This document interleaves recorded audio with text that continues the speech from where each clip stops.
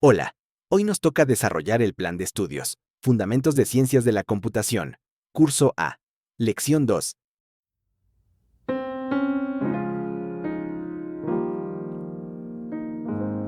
Haz clic en el bloque.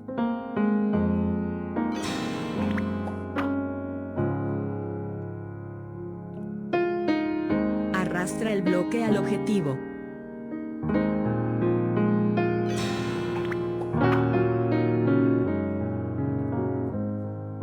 Acomoda los bloques para formar la imagen.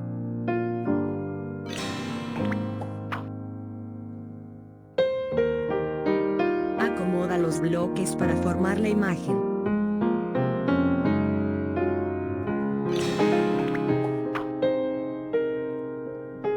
Acomoda los bloques para formar la imagen.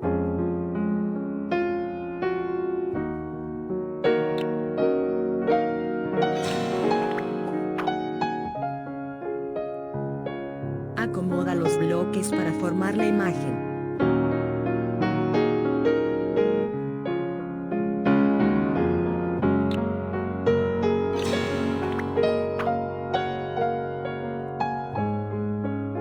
Acomoda los bloques para formar la imagen.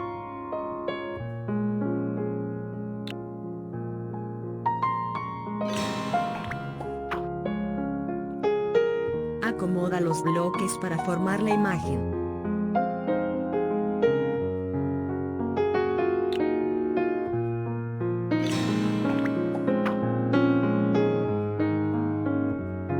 Acomoda los bloques para formar la imagen.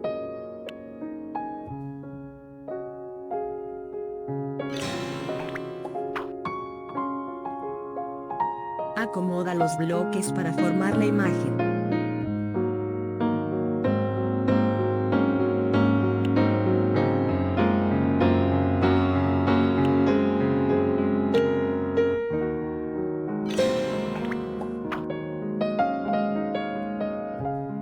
Pon estos bloques en orden según el número.